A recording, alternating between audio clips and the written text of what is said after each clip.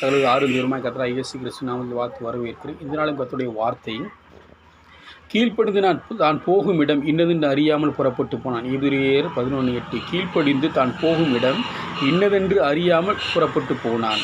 அல்லேலூயா. ஆசீர்வாதத்துக்கு முதல் படி கீழ்ப்படிதல் தான். நம்மக்கிட்ட என்ன இருக்கலாம், திறமை இருக்கலாம், படிப்பு இருக்கலாம், என்ன வேணால் இருக்கலாம்.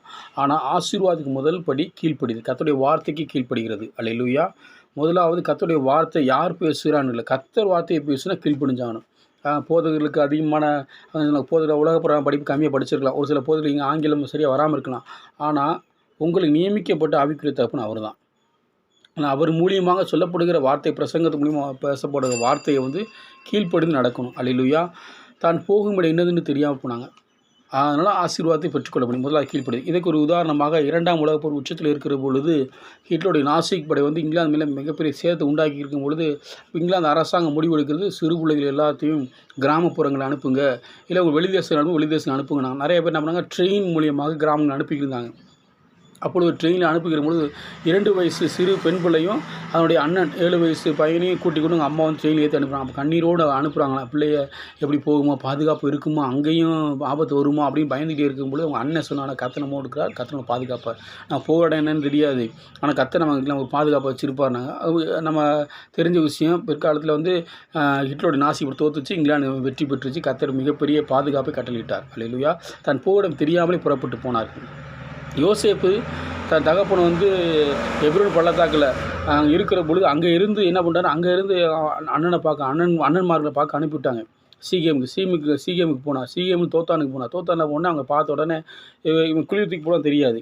நம்ம வேதத்தில் பார்க்குறோம். அதுபோல் அவனுக்கு தெரியாது. போனோடனே குளிர்த்திக்கு போகிற உடனே ஐயோ கத்திக்கிருக்காரு. அதுக்கப்புறம் அங்கேருந்து எகிப்தியர்கிட்ட மீதியானிட்டு விற்கிறாங்க. மீதியானிகள் என்ன பண்ணுறாங்க, நேராக போய் போத்திபுராட்டை விற்கிறாங்க. போத்திபுரா என்ன பண்ண, வீட்டில் வேலைக்காரன் வச்சிருக்காரு. அங்கே ஒரு உபத்திரவு வருது. அங்கே சிறைச்சாலைக்கு போகிறாரு. சிறைச்சாலையில் இருக்கும்போது பானபாத்திரம் காட்ட தயவு கேட்குற, அது பானபாத்திரம் மறந்தே போயிட்டான். கடைசியாக தேவன் உயர்த்தார். பார்வோன் அரசாங்கத்தில் மிகப்பெரிய ஒரு பொறுப்பை வகுத்தார். அல்லேலூயா.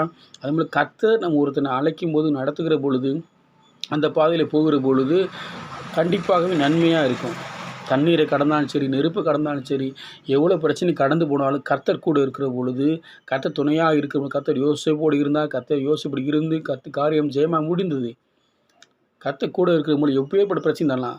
தாவீது சொல்கிறார், நான் மதிலை தாண்டுவேன், சேனைக்குள்ளே பாய்வேன்னு சொல்கிறார். அப்பேற்பட்ட ஒரு சேனை, மிகப்பெரிய படையை எதிர்த்து நிற்கக்கூடிய அளவு தாவீதுக்கு தைரியம் இருக்குன்னா கர்த்தர் கூட இருக்கிறனா. கோலியாத்து வீழ்த்தருக்கு கர்த்தர் கூட இருந்தனால தான்.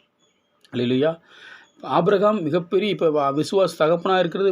வானச நட்சத்திரங்கள் போல, கடற்கரை மணத்திலே போல, பூமி மணத்தோலை போல சந்ததியில் பெற காரணம் என்ன? அவங்களுக்கு கீழ்ப்படுதல் இருந்தது.